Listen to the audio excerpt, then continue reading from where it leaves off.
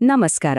ಬನ್ನಿ, ಇವತ್ತು ದಕ್ಷಿಣ ಭಾರತದಲ್ಲಿ ಒಂದು ದೊಡ್ಡ ಕ್ರಾಂತಿಯನ್ನೇ ಹುಟ್ಟುಹಾಕಿದ ಒಂದು ಧರ್ಮದ ಸಂಪೂರ್ಣ ಕಥೆಯನ್ನ ನೋಡೋಣ. ಒಂದು ಧರ್ಮ, ಅದೇ ಧರ್ಮದ ವಿರುದ್ಧದ ಬಂಡಾಯದಿಂದ ಹುಟ್ಟೋಕೆ ಸಾಧ್ಯನಾ? ಈ ಒಂದು ಪ್ರಚೋದನಾಕಾರಿ ಪ್ರಶ್ನೆಯೊಂದಿಗೆ ಈ ಕಥೆಯನ್ನ ಶುರು ಮಾಡೋಣ. ಯಾಕಂದ್ರೆ ಇದೇ ಪ್ರಶ್ನೆ ನಮ್ಮ ಇವತ್ತಿನ ಇಡೀ ಚರ್ಚೆಯ ಕೇಂದ್ರಬಿಂದು. ಸರಿ, ಹಾಗಾದ್ರೆ ಆ ಕ್ರಾಂತಿಗೆ ಕಾರಣವಾದ ಜಗತ್ತು ಹೇಗಿತ್ತು ಅಂತ ನೋಡೋಣ ಬನ್ನಿ. ಅಬ್ಬಾ, ಅದು ಅದೆಂಥ ಕಾಲ ಅಂದ್ರೆ ಸಮಾಜವನ್ನ ಕಟ್ಟುನಿಟ್ಟಾದ, ಅಷ್ಟೇ ದಬ್ಬಾಳಿಕೆಯ ಶ್ರೇಣೀಕೃತ ವ್ಯವಸ್ಥೆಯಲ್ಲಿ ಕಟ್ಟಿಹಾಕಲಾಗಿತ್ತು. ಅಂದ್ರೆ ಸಮಾಜವನ್ನ 5 ವರ್ಗಗಳಾಗಿ ವಿಂಗಡಿಸಲಾಗಿತ್ತು. ಇದರಲ್ಲಿ ಶೂದ್ರರು ಮತ್ತೆ ಅಸ್ಪೃಶ್ಯರು ಅಂತ ಕರೆಯಲ್ಪಡ್ತಿದ್ದ ಪಂಚಮರು ಎಲ್ಲರಿಗಿಂತ ಕೆಳಗಿನ ಸ್ತರದಲ್ಲಿದ್ರು.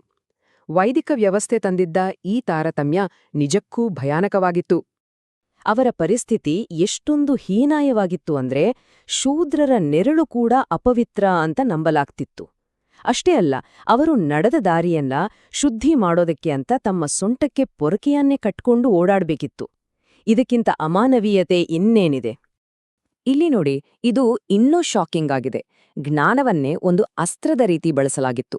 ಆ ಕಾಲದ ವೈದಿಕ ಕಾನೂನು ಏನ್ ಹೇಳುತ್ತೆ ಅಂದ್ರೆ, ಶೂದ್ರ ವೇದಗಳನ್ನ ಕೇಳಿಸ್ಕೊಂಡ್ರೆ ಅವನ ಕಿವಿಗೆ ಕಾದ ಸೀಸವನ್ನೇ ಸುರೀರಿ, ಒಂದು ವೇಳೆ ಅವನೇನಾದ್ರೂ ಅದನ್ನ ಉಚ್ಚರಿಸಿದ್ರೆ ಅವನ ನಾಲಿಗೆನೆ ಕತ್ರಿಸಾಕಿ ಅಂತ. ಯೋಚನೆ ಮಾಡಿ, ಜ್ಞಾನಕ್ಕೆ ಎಂಥ ಬೆಲೆ ತೆರಬೇಕಿತ್ತು. ಸರಿ, ಇಂಥ ಒಂದು ವ್ಯವಸ್ಥೆಯನ್ನ ಬುಡದಿಂದಲೇ ಅಲ್ಲಾಡಿಸಲು ಒಬ್ಬ ವ್ಯಕ್ತಿ ಹುಟ್ಟಿ ಬರ್ತಾರೆ. ಒಳಗಿನಿಂದಲೇ ಈ ವ್ಯವಸ್ಥೆಯನ್ನ ಪ್ರಶ್ನಿಸಿದ ಆ ಯುವಕ ಬೇರಾರೂ ಅಲ್ಲ, ಅವರೇ ಬಸವಣ್ಣನವರು. ನೋಡಿ, ಅತ್ಯುನ್ನತ ಬ್ರಾಹ್ಮಣ ಜಾತಿಯಲ್ಲೇ ಹುಟ್ಟಿದ್ರು ಬಸವಣ್ಣನವರು ತಮ್ಮ ಸುತ್ತಮುತ್ತ ನಡೀತಿದ್ದ ಕಪಟತನ ಮತ್ತೆ ಕ್ರೌರ್ಯವನ್ನ ನೋಡಿ ತುಂಬಾನೇ ನೊಂದುಕೊಂಡಿದ್ರು. ಇದು ಬಹಳ ಮುಖ್ಯವಾದ ಘಟ್ಟ. ನೋಡಿ, ಈ ಜನಿವಾರ ನನ್ನ ತಂಗಿಗೂ ಸೇರಿದ್ದು. ಅವಳು ನಿನ್ನ ಮಗಳೇ ಅಲ್ವಾ? ಅವಳಿಗ್ಯಾಕೆ ಈ ಹಕ್ಕಿಲ್ಲ? ಅವಳಿಗಿಲ್ಲದ ಹಕ್ಕು ನನಗೂ ಬೇಡ ಅಂತ ಹೇಳಿ ತಮ್ಮ ಉಪನಯನವನ್ನೇ ತಿರಸ್ಕರಿಸ್ತಾರೆ. ಈ ಒಂದು ವೈಯಕ್ತಿಕ ಬಂಡಾಯ, ಲಿಂಗ ಅಸಮಾನತೆಯ ವಿರುದ್ಧ ಎತ್ತಿದ ಈ ಧ್ವನಿ ಅವರ ಇಡೀ ಕ್ರಾಂತಿಕಾರಿ ಪಯಣಕ್ಕೆ ಒಂದು ದೊಡ್ಡ ಸ್ಫೂರ್ತಿಯಾಗತ್ತೆ.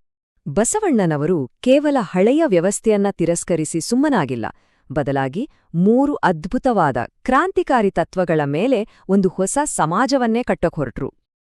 ಮೊದಲನೆಯದು ಇಷ್ಟಲಿಂಗ, ಅಂದ್ರೆ ದೇವರನ್ನ ದೇವಸ್ಥಾನದ ಗರ್ಭಗುಡಿಯಿಂದ ಹೊರತಂದು ಪ್ರತಿಯೊಬ್ಬ ವ್ಯಕ್ತಿಯ ದೇಹದ ಮೇಲೆಯೇ ಧರಿಸುವ ಸಂಕೇತವನ್ನಾಗಿ ಮಾಡಿದ್ರು. ಇದರಿಂದ ಪ್ರತಿಯೊಬ್ಬರ ದೇಹವೇ ದೇಗುಲವಾಯಿತು. ಪೂಜಾರಿಗಳಾಗ್ಲಿ ದೊಡ್ಡ ದೇವಸ್ಥಾನಗಳಾಗ್ಲಿ ಬೇಕಿಲ್ಲ ಅನ್ನೋ ಸಂದೇಶವನ್ನ ಸಾರಿದ್ರು. ಎರಡನೇದು ಕಾಯಕ, ದುಡಿಮೆಯೇ ದೇವರು ಅನ್ನೋ ತತ್ವ. ಯಾವುದೇ ಕೆಲಸ ಮೇಲಿಲ್ಲ ಕೀಳಿಲ್ಲ, ಪ್ರತಿಯೊಂದು ಪ್ರಾಮಾಣಿಕ ದುಡಿಮೆಗೂ ಅದರದೇ ಆದ ಘನತೆ ಇದೆ ಅಂತ ಸಾರಿದ್ರು. ಮತ್ತು ಮೂರನೆಯದು ದಾಸೋಹ, ಅಂದ್ರೆ ಮೇಲಿಂದ ಯಾರೋ ಕೊಡುವ ದಾನ ಅಲ್ಲ, ಬದಲಿಗೆ ತಾನು ದುಡಿದಿದ್ದನ್ನ ಸಮುದಾಯದ ಜೊತೆ ಹಂಚ್ಕೊಂಡು ತಿನ್ನೋದು. ನಾನು ದುಡಿಯಬೇಕು ಅನ್ನೋದು ನಾವೆಲ್ಲರೂ ಉಣ್ಣಬೇಕು ಅನ್ನೋದಕ್ಕೆ ದಾರಿಯಾಗ್ಬೇಕು. ಇದೇ ದಾಸೋಹ ತತ್ವ. ಈ ಸ್ಲೈಡ್ ನೋಡಿದ್ರೆ ನಮಗೆ ಸ್ಪಷ್ಟವಾಗಿ ಗೊತ್ತಾಗುತ್ತೆ, ಇದು ಕೇವಲ ಒಂದು ಸಣ್ಣ ಸುಧಾರಣೆ ಆಗಿರ್ಲಿಲ್ಲ, ಇದೊಂದು ಸಂಪೂರ್ಣ ಕ್ರಾಂತಿ. ವೈದಿಕ ಸಂಪ್ರದಾಯದ ದೇವಾಲಯ ಕೇಂದ್ರಿತ ಪೂಜೆಗೆ ಬದಲಾಗಿ ವೈಯಕ್ತಿಕ ಇಷ್ಟಲಿಂಗ, ಜನ್ಮ ಆಧಾರಿತ ಶ್ರೇಣಿಗೆ ಬದಲಾಗಿ ಕಾಯಕ ಆಧಾರಿತ ಘನತೆ ಮತ್ತು ದಾನಕ್ಕೆ ಬದಲಾಗಿ ಸಾಮೂಹಿಕ ಹಂಚಿಕೆಯಾದ ದಾಸೋಹ. ಹಳೆಯ ವ್ಯವಸ್ಥೆಯ ಪ್ರತಿಯೊಂದು ಆಧಾರಕ್ಕೂ ಒಂದು ಹೊಸ ಸಮಾನತೆಯ ಪರ್ಯಾಯವನ್ನೇ ಕಟ್ಟಿಕೊಟ್ರು. ಸರಿ, ಈ ಅದ್ಭುತ ತತ್ವಗಳನ್ನ ಕಲ್ಯಾಣ ಅನ್ನೋ ನಗರದಲ್ಲಿ ಹೇಗೆ ಆಚರಣೆಗೆ ತರಲಾಯಿತು ಮತ್ತು ಜಗತ್ತಿನ ಮೊದಲ ಆಧ್ಯಾತ್ಮಿಕ ಸಂಸತ್ತನ್ನ ಹೇಗೆ ಕಟ್ಟಲಾಯಿತು ಅಂತ ನೋಡೋಣ ಬನ್ನಿ. ಅದೇ ಅನುಭವ ಮಂಟಪ. ಯೋಚನೆ ಮಾಡಿ, ಇದೊಂದು ಸಮಾನರ ಸಂಸತ್ತು. ಅಲ್ಲಿ ಅಸ್ಪೃಶ್ಯ ಅಂತ ಕರೆಯಲ್ಪಡುತ್ತಿದ್ದ ಅಲ್ಲಮಪ್ರಭು ಅಧ್ಯಕ್ಷರಾಗಿದ್ರು.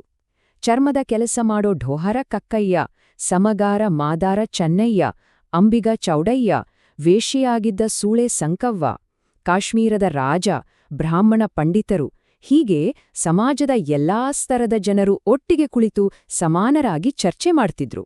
ಎಂಥ ಅದ್ಭುತ ಕಲ್ಪನೆಯಲ್ವಾ? ಆ ಇಡೀ ಚಳುವಳಿಯ ಆತ್ಮವೇ ಈ ಒಂದು ಸಾಲಿನಲ್ಲಿ ಅಡಗಿದೆ. ಇವನಾರವ ಎನಬೇಡ, ಇವ ನಮ್ಮವ ಎನಿಸಯ್ಯ. ಅಂದ್ರೆ ಅವನು ಯಾರು, ಯಾವ ಜಾತಿ ಅಂತ ಕೇಳ್ಬೇಡ, ಅವನು ನಮ್ಮವನು ಅಂತ ಹೇಳು. ಈ ಒಂದು ಮಾತು ಶತಮಾನಗಳಿಂದ ಬೇರೂರಿದ್ದ ವಿಭಜನೆಯ ಗೋಡೆಗಳನ್ನೇ ಪುಡಿಗಟ್ಟಿತು. ಆದ್ರೆ ಸ್ಥಾಪಿತ ವ್ಯವಸ್ಥೆಗೆ ಇಂಥ ಒಂದು ದೊಡ್ಡ ಸವಾಲನ್ನ ಹಾಕಿದ್ಮೇಲೆ ಹಿಂಸಾತ್ಮಕ ಪ್ರತಿಕ್ರಿಯೆ ಬರದೇ ಇರುತ್ತಾ? ಈ ಕ್ರಾಂತಿ ಹೆಚ್ಚ್ಕಾಲ ಉಳಿಲಿಲ್ಲ. 1167ರಲ್ಲಿ ಕಲ್ಯಾಣ ಕ್ರಾಂತಿಯನ್ನ ಕ್ರೂರವಾಗಿ ಹತ್ತಿಕ್ಕಲಾಯಿತು. ಶರಣರನ್ನ ಕೊಲೆ ಮಾಡಿ ಅವರ ಜ್ಞಾನಭಂಡಾರವಾಗಿದ್ದ ವಚನ ಸಾಹಿತ್ಯವನ್ನ ಸುಟ್ಟು ಹಾಕಲಾಯಿತು. ನಂತರ 14ರಿಂದ 16ನೇ ಶತಮಾನದಲ್ಲಿ ವೀರಶೈವ ಅನ್ನೋ ಪದ ಹುಟ್ಕೊಳ್ಳುತ್ತೆ. ಇದು ಲಿಂಗಾಯತ ತತ್ವಗಳನ್ನ ಬೇರೆ ರೀತಿಯಲ್ಲಿ ಬಿಂಬಿಸುವ ಪ್ರಯತ್ನದ ಆರಂಭ.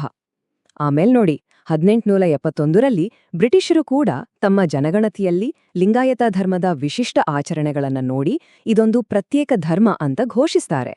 ಆದ್ರೆ ಅದರ ನಂತರವೇ ಲಿಂಗಾಯತ ಮತ್ತು ವೀರಶೈವ ಒಂದೇ ಅಂತ ಬಿಂಬಿಸಿ ಅದನ್ನ ಮತ್ತೆ ಹಿಂದೂ ಧರ್ಮದ ಚೌಕಟ್ಟಿನೊಳಗೆ ತರುವ ಒಂದು ದೊಡ್ಡ ಪ್ರತಿಚಳುವಳಿಯೇ ಶುರುವಾಗುತ್ತೆ.